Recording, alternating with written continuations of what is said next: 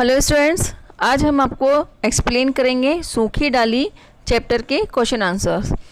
First question है, अक्षय वट की डाली सूख जाने से एकांकीकार का क्या आशय है, स्पष्ट कीजिए।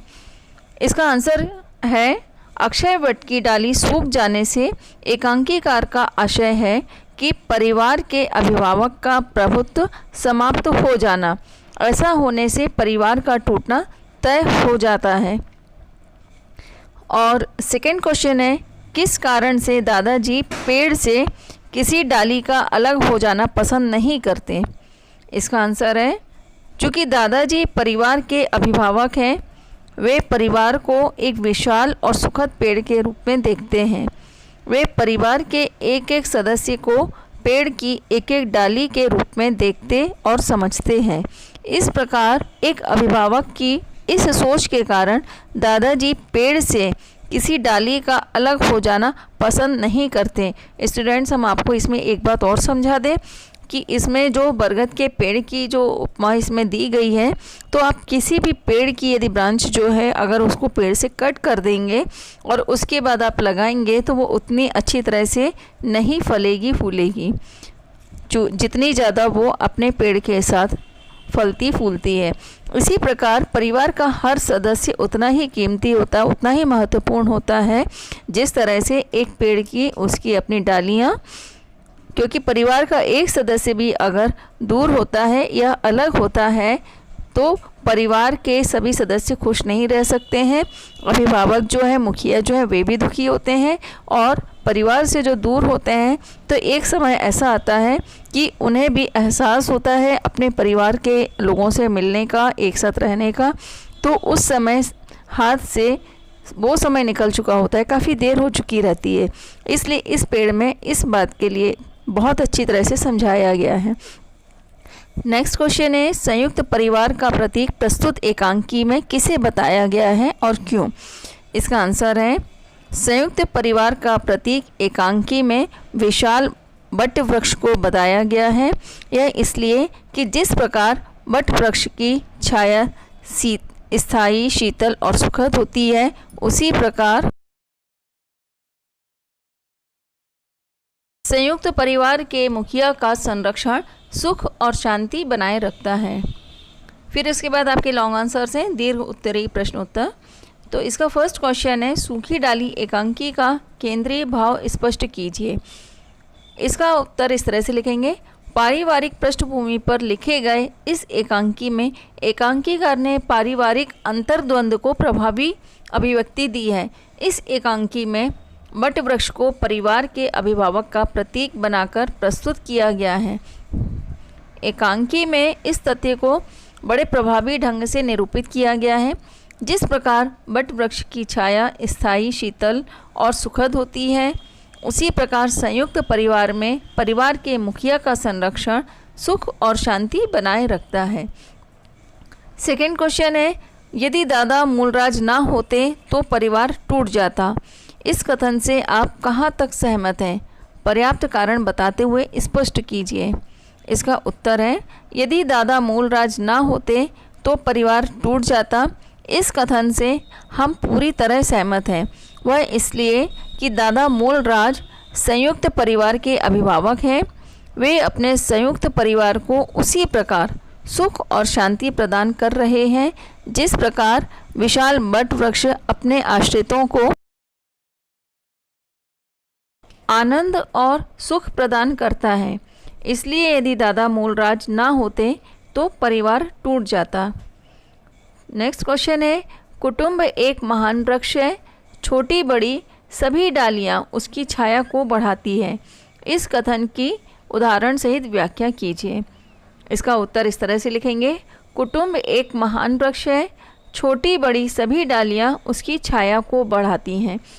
इस लाइन का हम आपको पहले अर्थ समझा दें कि कुटुंब को महान वृक्ष इसलिए बोला गया है कि जो कुटुंब यानी जो परिवार के सभी सदस्य होते हैं, उसे मुखिया एक महान वृक्ष है और उसकी जो परिवार के जो छोटे बड़े सभी सदस्य हैं वो उसके लिए बहुत इम्पोर्टेंट होते हैं, बहुत महत्वपूर्ण होते हैं। इसलिए इसमें डालियों को उसकी छाया की उपमा दी गई है। इस कथन की सत्यता यह है कि कुटुंब का अर्थ संयुक्त परिवार से है, तो वह सचमुच में एक महान वट वृक्ष के समान है। उसके हर एक सदस्य एक महान वट वृक्ष की डालियों के समान है, जिनसे सुख और शांति का वातावरण बना रहता है। अगर वे ना होते तो कुटुंब बिखर जाता और कहीं का ना रह जाता। चारों ओर अशांति और दुख की लपटें उठने लगती। इस आधार पर यह कहना बिल्कुल ही सत्य है कि कुटुंब एक महान वृक्ष है। छोटी बड़ी सभी डालियां उसकी छाया को बढ़ाती हैं। क्वेश्चन नंबर 4 आपका है, समय की मांग के अनुसार पारिवारिक मान्यताओं को दादाजी किस प्रकार स्वीकृति देते हैं, स्पष्ट कीजिए। इसका आंसर इस तरह से लिखेंगे, समय की मांग के अनुसार परिवर्तित पारिवारिक मान्यताओं को दादाजी विशाल वट वृक्ष के रूप में स्वीकृति देते हैं। इस स्वीकृति के द्वारा वे परिवर्तित पारिवारिक मान्यताओं को महत्व देते हैं और इस पर दृढ़ भी रहते हैं।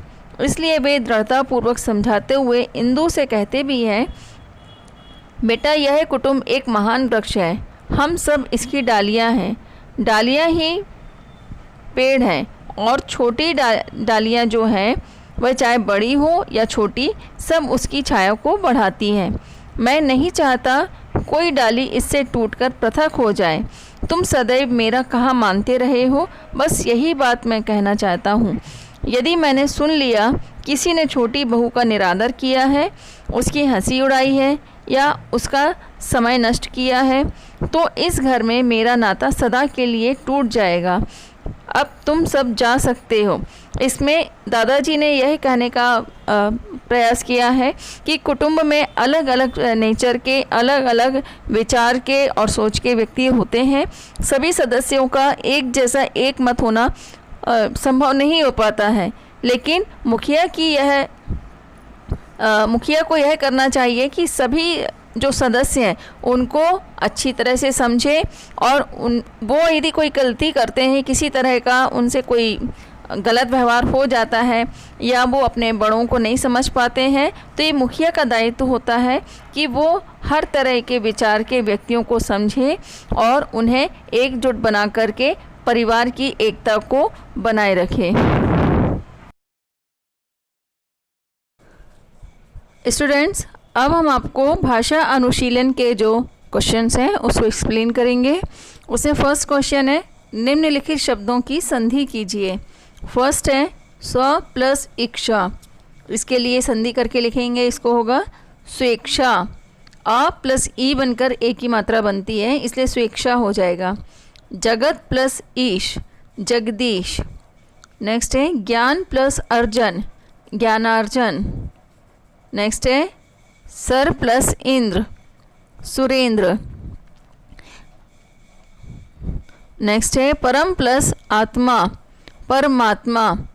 स्टूडेंट, इसमें सर प्लस इंद्र की जगह सुर प्लस इंद्र लिखेंगे, सुर प्लस इंद्र सुरेंद्र होगा।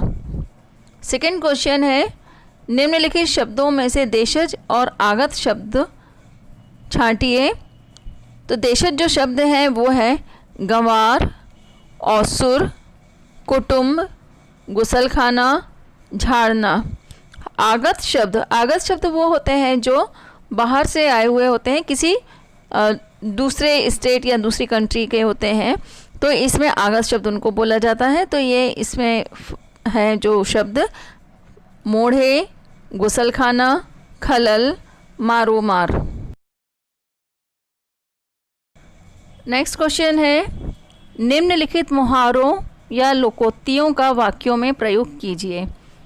स्टूडेंट्स, इसमें हम अपने अकॉर्डिंग वाक्य प्रयोग करके बता दे रहे हैं, आप चाहें तो इसको अपने अकॉर्डिंग बना सकते हैं दूसरे वाक्य। पहला है दो घड़ी ना टिकना।